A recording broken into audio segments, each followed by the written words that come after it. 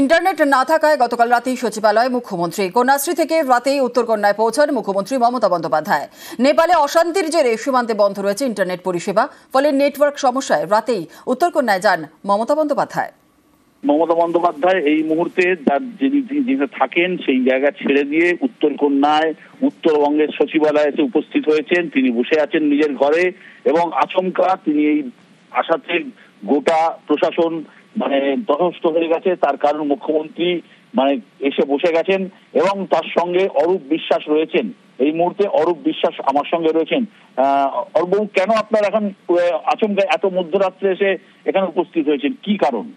আপনারা জানেন যে আমাদের যিনি রাজ্যের মুখ্যমন্ত্রী মমতা বন্দ্যোপাধ্যায়, তিনি উত্তরবঙ্গ সফরে এসেছেন এবং আমরা যেখানে তিনি থাকেন সেটা হচ্ছে কন্যাশ্রী। সেই কন্যাশ্রীতে কোনো রকম সেই জিও বলুন এবং এয়ারটেল বলুন কোনো কানেকশন কাজ করছিল। তিনি অত্যন্ত উদ্বিগ্ন, কারণ আজ পার্শ্ববর্তী আমাদের একটি দেশে এমন একটি ঘটনা ঘটেছে, তিনি কোনো খবরাখবর রাখতে পারছেন না। তিনি শুধু একটি রাজ্যের মুখ্যমন্ত্রী নন, তিনি একজন সর্বভারতীয় নেত্রী। তাই সমস্ত কিছু খোঁজ রাখা, খেয়াল রাখা, ব্যবস্থা নেওয়া, প্রশাসনিক স্তরে তার সিদ্ধান্ত নেওয়া, কোনোটাই তিনি নিতে পারছেন না শুধু জিও এবং এয়ারটেলের কোনো কানেকশন কোনো কাজ না করার জন্য। তাই তিনি বাধ্য হয়ে তার সচিবালয়ে তার নিজের ঘরে উত্তরকন্যায় এসে এখন তিনি মনিটরিং করছেন।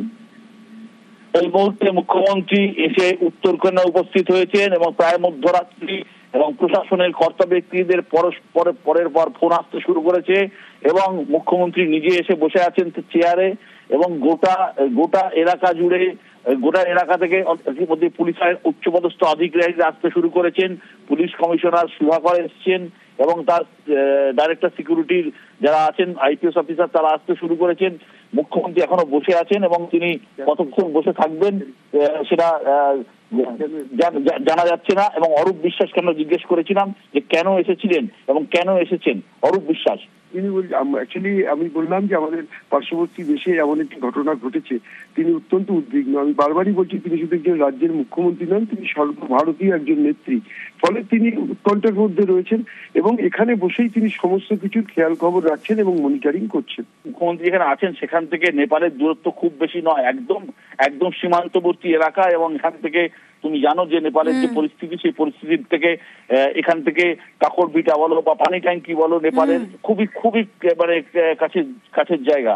সুতরাং তিনি খুবই উদ্বিগ্ন এবং যেহেতু কোনো কানেকশন নেই সেহেতু তিনি নিজের জায়গা ছেড়ে এসে সচিবালয়ে বসে রয়েছেন।